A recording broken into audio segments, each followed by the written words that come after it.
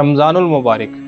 رحمتوں والا مہینہ، مغفرت والا مہینہ، بخشش والا مہینہ،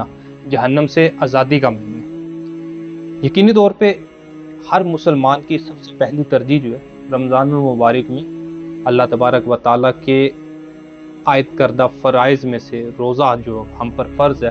اس کی تکمیل، اس کو رکھنا اور اس کا اہتمام کرنا شامل ہے۔ پھر عبادت والی راتیں اس میں موجود ہیں،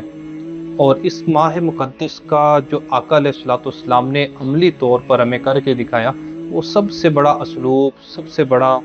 منہج جس کی طرف ہم چلے وہ یہ ہے کہ اس کا دن روزے کے ساتھ اور راتیں جو ہیں وہ اللہ عز و جل کی عبادت میں قیام کے ساتھ گزاری جائیں۔ لیکن جہاں پر اس میں بہت ساری ہماری زندگی میں تبدیلیاں آ رہی ہوتی ہیں، تو آج معاشرے میں ایک معاملہ یہ بھی ہو گیا کہ رمضان المبارک کو عبادت سے زیادہ وہ ڈائٹ کا مہینہ اپنے ذہن میں بنا لیا گیا، وزن کم کرنے کی ایک ترویج بنا لی گئی،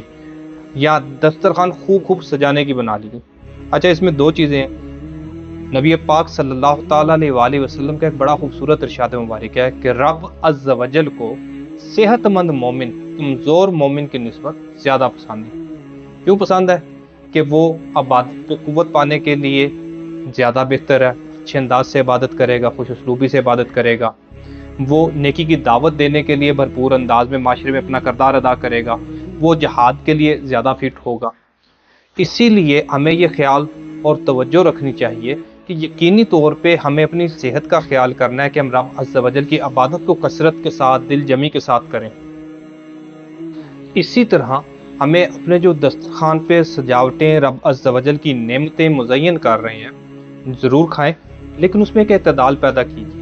ایک بڑا المیہ میں ذاتی طور پہ جو محسوس کرتا ہوں، گھروں کی خواتین کو وہ مطلب گھنٹوں کے حساب سے بیچاری کچن میں کھڑی ہیں، انواع اقسام کے کھانے بن رہے ہیں، فرائی ہو رہے ہیں۔ یقینی طور پہ روزہ کا اہتمام جو ہے وہ اچھی اور بہتر نیت کے ساتھ کیا جانا باعث ثواب ہے، لیکن جس انداز کو ہم نے اپنانا شروع کر دیا، یہ آقا علیہ الصلوۃ والسلام نے شاید نہیں سکھایا۔ آپ نبی دو عالم صلی اللہ تعالیٰ علیہ وآلہ وسلم کی پوری سیرت کا مطالعہ کر کے تو دیکھیے۔ آقا علیہ الصلوۃ والسلام کے عام دنوں کے معمولات اور رمضان المبارک کے معمولات جو غذا کے متعلق ہیں، جو جن غذاؤں کو نبی علیہ الصلوۃ والسلام نے تناول فرمایا، ان مشروبات کو نوش فرمایا، ان میں کتنی بڑی تبدیلی تھی۔ آج ہمارا بالکل انداز جو ہے وہ بدل جاتا ہے، اور ایک تعداد ہے جو سحری خوب کر رہی ہے، برکت والا کھانا ہے اور رب عز و جل نے اس میں بڑی برکت رکھی ہے، لیکن وہ سحری اس انداز میں کیے جا رہے ہیں کہ سارا دن کچھ نہیں کھانا، اور جب افطار پہ پہنچے تو افطاری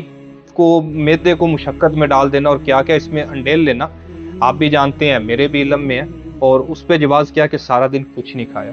دیکھیں، رب تبارک و تعالیٰ نے رمضان المبارک کے جب روزے فرض فرمائے سورہ بقرہ کی جس آیت کریمہ میں، تو ساتھ یہ فرمایا کہ تاکہ تم متقی بنو،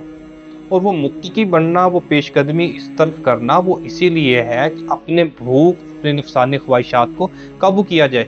اتنے بڑے دسترخوان، اتنی رب عز و جل کی نعمتوں کا استعمال، اور تعداد ہے کہ وہ مطلب غفلت میں ان نعمتوں کا استعمال کر رہی ہے، پھر بہت سارا کھانا افطاریوں میں ضائع کیا جا رہا ہے۔ تو یہ والی چیزیں جو ہیں یہ روزے کی روح نہیں ہے۔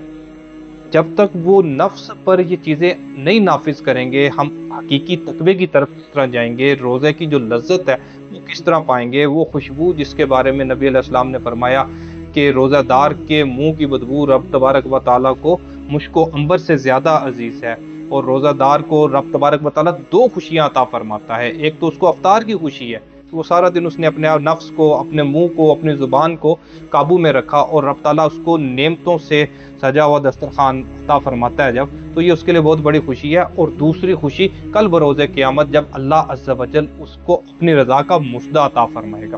تو دیکھیے، یہ دسترخوان کی رونقیں جو ہیں یہ رمضان کی رونقوں پہ حاوی نہ ہو جائیں، ہماری عبادتوں کو، یہ ہماری طبیعتوں کو عبادت کے لیے سست نہ کر دیں۔ تو ان چیزوں کا ضرور اہتمام فرمائیں، لیکن اس انداز میں کہ جسم بھی چاق و چوبند رہے، افطاری بھی اس لیول پہ نہ جائے کہ رات کی نمازیں بھی ہمارے لیے مشکل ہو جائیں۔ تو اللہ عز و جل اپنی نعمتوں کو اپنے شکر کے ساتھ، عاجزی کے ساتھ استعمال کرنے کی، اپنے ارد گرد والوں کے ساتھ بانٹنے کی، اور آسانیوں کے ساتھ معاشرے میں لیکن کو آگے بڑھنے کی توفیق عطا فرمائے۔